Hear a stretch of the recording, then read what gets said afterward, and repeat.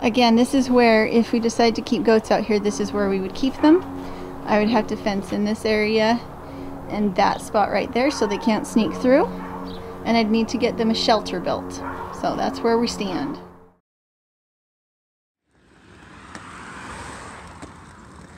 You guys probably won't be able to hear me, but we are on our way to go get supplies from Ace Hardware again. We have our trusty purple bag and our trusty Paige and our trusty Kaya. We need to be able to pot up our plants and give them a little bit more room and get them ready to go out in the hotbed. Okay, so I have been putting off getting the good stuff. I don't know why. I shouldn't put it off because then the lives of my plants are affected.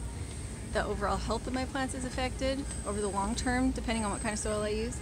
This is my favorite, the black gold. And this is your seedling mix. And then these are your normal mixes. And I'm trying to remember which one I always get. You used to get this, I thought. The peat moss. No, I do get the peat moss. But I don't get that when I'm potting stuff initially.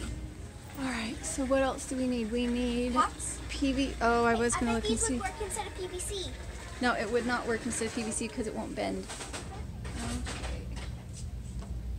So I need the skinniest and really long piece of PVC. I don't know how we're going to get it home since we're walking.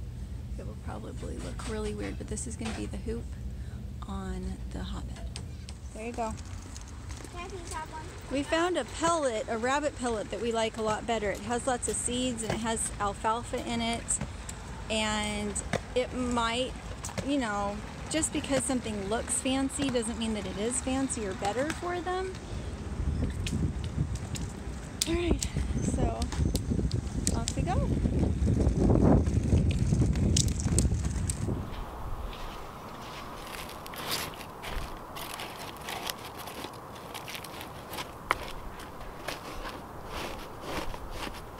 Now, I do have a lot of weed seeds in here because I used grass underneath. It's all I had. I am concerned that maybe the carbon that I had been using might also be a problem, and so I'm okay with using grass. And we'll just see how it goes. The only thing you can do is experiment, and until you have experimented, you really don't know what is working and what isn't working. I'm going to just use pea seeds. These are for sprouting, but I'm just going to put a whole bunch in. And they will do well in the cold weather.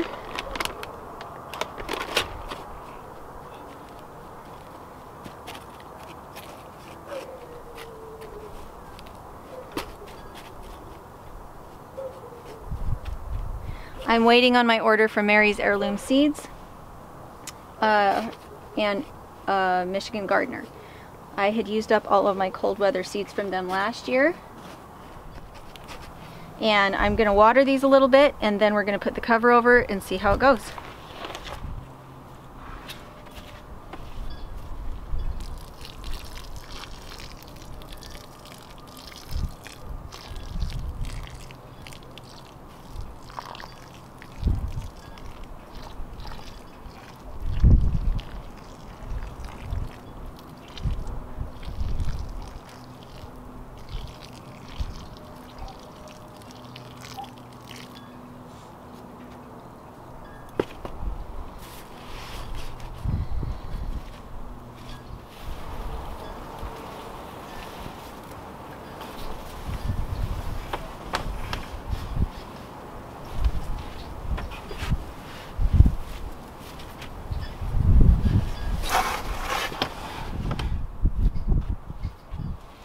Okay, I tried to pull the PVC down so that I could have a smaller mound so that it would all fit, but it's not going to work. I would need to cut my PVC, which I don't really want to do at this point. So instead I'm going to put 2 layers over and just clip it down like that. The important thing is, the reason I came up with this is, the one thing you don't want in a greenhouse is an updraft. You don't want the when to be able to get in under it or it will come off. So I had to scoot it down further onto the compost pile, and now we'll clip it and it'll be just fine.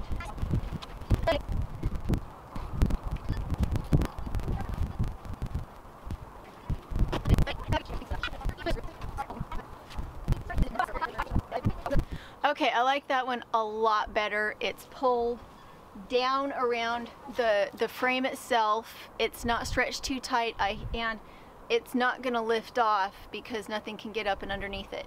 I have it snapped down in all the places I want it, as well as on the sides.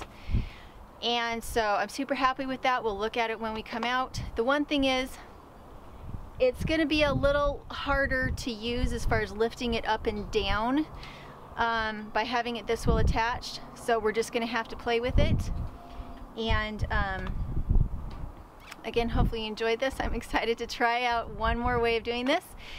I have yet to find a way that doesn't work, so I'm pretty excited. The reason this is so important is because it's breathable. I will not be here every day to lift it when the sun comes up and it's no longer cold. So this will allow steam, heat, everything to move back and forth, but there's enough heat in the hotbed that it will actually keep the plants warm. So, ugly, but effective. This is what they look like. Again, you can store a huge amount of soil this way in these blocks, as opposed to getting like regular nursery bags.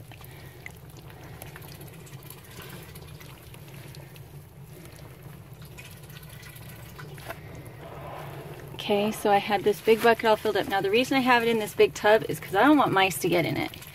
Mr. Dirt thinks we have a big mouse trap that we can use that doesn't use the spring, that instead will hold a whole bunch of mice at a time. The problem out here with having the quail running around is that the quail's food is easily accessible to mice, and so the mice have come from the field.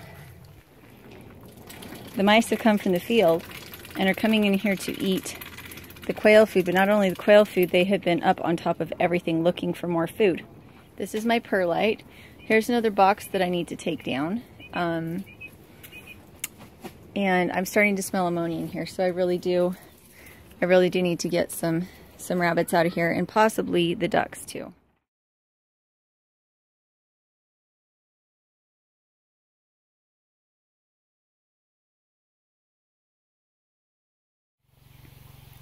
This one, I put the coconut core that had the chemical fertilizer in it on top of the rabbit manure.